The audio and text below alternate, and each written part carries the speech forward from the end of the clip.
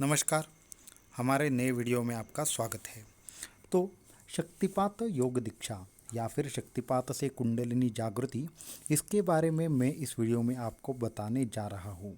तो बहुत से लोगों के मन में सवाल रहते हैं कि क्या कुंडलिनी शक्ति शक्तिपात दीक्षा से जागृत होती है या नहीं होती। तो होती है तो क्या उनको अनुभूति होती है, और अगर होती है तो क्या एक ही मिनट में सातों के सातों चक्र जागृत होते हैं या नहीं होते हैं। तो इन सारे सवालों का मैं आपको जवाब देने वाला हूँ, और उसके साथ में ही कुछ अनुभव भी आपसे शेयर करने वाला हूँ। तो इस वीडियो को एंड तक जरूर देखिए। हमारे चैनल को सब्सक्राइब करना, वीडियो को लाइक करना ना भूलिए। तो शक्तिपात दीक्षा, मैंने कुलार्णव तंत्र का जब अभ्यास कर रहा था 2001-2 में, तो उस समय मैंने शक्तिपात योग दीक्षा के बारे में कुलार्णव तंत्र में जो भी ज्ञान दिया था वो समझ लिया। उसमें इस शक्ति को वेद दीक्षा कहा गया है, जिससे कुंडलिनी जागृति होती है।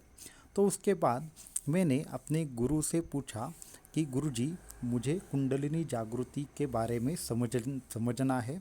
उससे पहले मैं क्या कर रहा था कि शक्तिपात दीक्षा या फिर ये जो ऐसे माध्यम है जिनसे कुंडलिनी जागृत की जाती है, उन सभी माध्यमों का अभ्यास कर रहा था।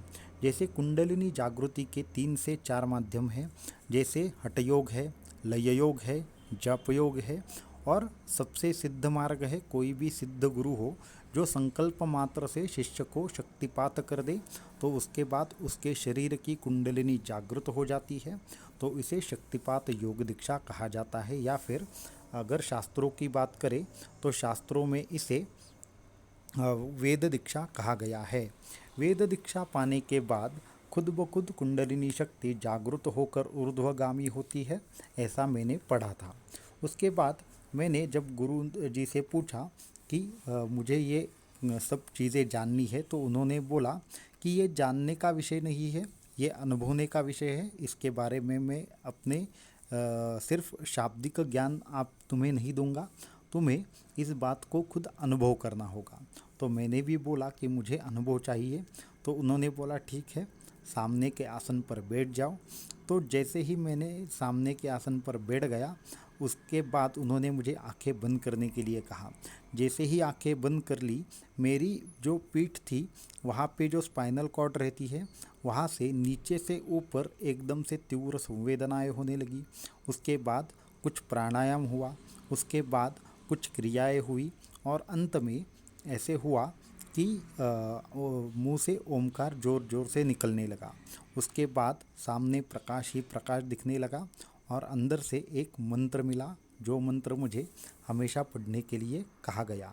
तो उस स्थिति में मैं 1 या 1.5 घंटे तक था, और उसके बाद जब आंखें खोली तो सामने साक्षात हमारे गुरु थे, और उनको मैंने साष्टांग प्रणाम किया, और उन्होंने बोला तो ये रहता है शक्तिपात दीक्षा।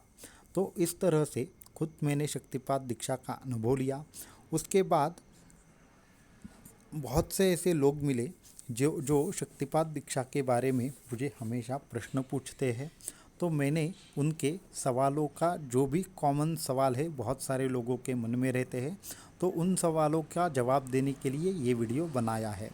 तो उसके बाद मेरी साधना शुरू हो गई, और उसके बाद मेरे भी मन में बहुत सारे सवाल थे। तो लोग अक्सर पूछते हैं, क्या गुरु के एक बार दीक्षा मात्र से सातों के सातों चक्र जागृत होते हैं या नहीं होते हैं। तो ये ऐसा है कि सातों के सातों चक्र कभी भी एक साथ जागृत और पूर्ण जागृत नहीं होते। गुरु दीक्षा देकर आपकी कुंडलिनी शक्ति को चलित करते हैं, वो ऊर्ध्वगामी होती है। तो फिर वो होने के बाद वो धीरे धीरे धीरे आपकी योग्यता बढ़ाते हुए सभी चक्रों का भेदन करके सहस्त्रार तक पहुंचती है, और आपकी जितनी योग्यता है उतना ही आपको अनुभव आता है। तो ये है पहली बात। उसके बाद बहुत सारे लोग पूछते हैं कि क्या शक्तिपात दीक्षा ऐसे क्या बोल सकते हैं कि मुझे दीक्षा हुई और मुझे पता ही नहीं चला, ऐसा हो सकता है क्या। तो ये दूसरा एक उत्तर है कि जिसको भी दीक्षा प्राप्त होती है उसको खुद को अनुभूति कुछ ना कुछ आनी चाहिए। अगर आपको कुछ भी अनुभूति नहीं आ रही और आपको ऐसा किसी ने बताया कि आपकी दीक्षा हो चुकी है, तो ये बात गलत है।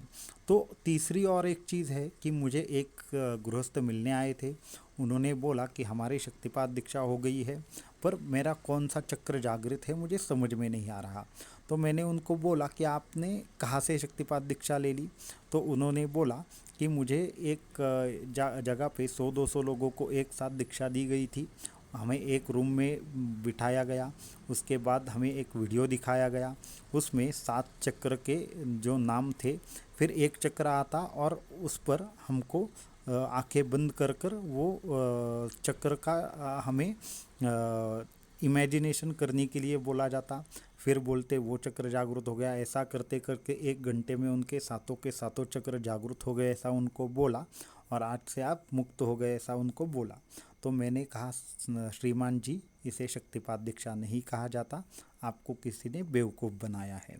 अगर आपको अंदर से अनुभूति नहीं हुई तो आपको दीक्षा नहीं हुई है, ये मैं एकदम से स्पष्ट रूप से कहना चाहता हूँ। क्योंकि आजकल शक्तिपात दीक्षा के बारे में बहुत सारे भ्रम फैलाए जा रहे हैं। इसकी वजह से ये सिद्ध विद्या बहुत ही बदनाम होती जा रही है। बहुत से लोग पैसे के लिए ऐसी झूठी अफवाहें फैलाते हैं कि शक्तिपात दीक्षा एकदम आसान है, 1 मिनट में सातों के सातों चक्र जागृत हो जाएंगे। ऐसा कभी नहीं होता। उसके बाद शक्तिपात के भी कुछ नियम है कि आपके जो भी साधक की योग्यता है, उस साधक के योग्यता के अनुसार ही शक्ति फल देती है। बहुत से लोग बोलते हैं हमें दीक्षा तो प्राप्त हो गई पर हमें सिद्धियां नहीं मिलती। सिद्धियों के लिए रोज की साधना बहुत ज़रूरी है, और साधना में समर्पण जरूरी है। आपके गुरु मंत्र का अभ्यास जरूरी है, आपका आसन का महत्व है। तो इन सारी चीज़ों की जब आप व्यवस्था करेंगे तो अनुभव आपको खुद ब खुद आ जाएंगे। उसके बाद बहुत सारे साधकों को ऐसे लगता है कि शक्तिपात दीक्षा या कुंडलिनी जागृति, क्या ये सिर्फ दीक्षा के ही माध्यम से होती है या फिर बाकी की चीज़ों से भी हो सकती है? तो मैंने इसका उत्तर पहले ही दिया था। जैसे कि 6-7 मार्ग है इसके, उन सभी से कुंडलिनी जागृत हो सकती है। उसके बाद बहुत से लोगों को लगता है कि बिना स्पर्श किए दीक्षा हो सकती है क्या? तो मैं इसका भी निश्चित रूप से मेरे अनुभव से बोल रहा हूँ कि शक्तिपात दीक्षा बिना हाथ लगाए, बिना स्पर्श किए भी दी जा सकती है। उसमें भी स्पर्श दीक्षा, संकल्प दीक्षा और तीव्र दीक्षा, ऐसे 3 प्रकार रहते हैं। तो सिद्ध गुरु जब संकल्प करते हैं तो आपकी शक्तियाँ जागृत होने लगती है, पर साधना आपको करनी ही पड़ती है। बहुत से लोगों को ऐसे लगता है कि दीक्षा दे दी तो कुंडलिनी जागृत हो गई। तो कुंडलिनी जागृत तो हो गई, पर हमारा शरीर उसके लिए कितना ये हुआ है, क्या बोल सकते हैं हम, कि उसके लिए कितना एलिजिबल हुआ है। आपको 10वीं कक्षा में एडमिशन मिल गई, इसका मतलब आप 10वीं कक्षा पास हुए ऐसा नहीं है। 10वीं कक्षा पास होने के लिए आपको खुद तैयारी करनी है, एग्ज़ाम देनी है। उसी तरह से रोज़ के रोज़ साधना करने के बाद, हर रोज़ साधना करने के बाद आपकी शक्ति का संचय बढ़ जाता है, और ऐसे करते करते धीरे धीरे धीरे वो सहस्त्रार में पहुंचती है। उसके बाद अगर कोई आपको ऐसा वीडियो दिखाए या फिर ऐसा बोले कि आपकी शक्ति जागृत हो गई है और आपको कोई भी अनुभूति नहीं आ रही है, तो बेझिझक ये समझ लीजिए कि वो आपको फंसा रहे हैं। तो इस तरह के ये बेसिक चीज़ें हैं जो शक्तिपात के बारे में है। अभी मैं मंत्र चैतन्य के बारे में बताता हूँ। दीक्षा भी 2 प्रकार से होती है, एक मंत्र युक्त होती है और एक मंत्र रहित होती है। तो कोई भी प्रकार की दीक्षा हो वो उत्तम ही होती है, लेकिन जब आप साधना करते हो तो आपको मंत्र चैतन्य की अनुभूति होनी चाहिए। जो भी आपका मंत्र है, चाहे वो गुरु ने दिया हुआ हो या फिर आप इष्ट मंत्र का जाप करते हो, तो वो मंत्र जब जपते हुए आपके मन में सद्विचार आने लगे, आपको प्रकाश की अनुभूति होने लगे, आपको विविध प्रकार के सुवास आने लगे, तो समझ लेना चाहिए मंत्र चैतन्य आपको प्राप्त हुआ है। और इसके बाद क्या साधना मार्ग में सिद्धियाँ कैसे मिलती है? तो जैसे जैसे आपकी शक्ति और पुण्य संचय बढ़ जाएगा, वैसे वैसे आपको विविध सिद्धियाँ प्राप्त हो जाएगी। तो ये था अद्भुत शक्तिपात दीक्षा मार्ग, इसके बारे में और भी थोड़ा डिटेल में मैं अगले वीडियो में बताऊंगा। आज के वीडियो में इतना ही। हमारा वीडियो पसंद आ रहा हो तो हमारे वीडियो को लाइक और चैनल को सब्सक्राइब जरूर कीजिए। धन्यवाद।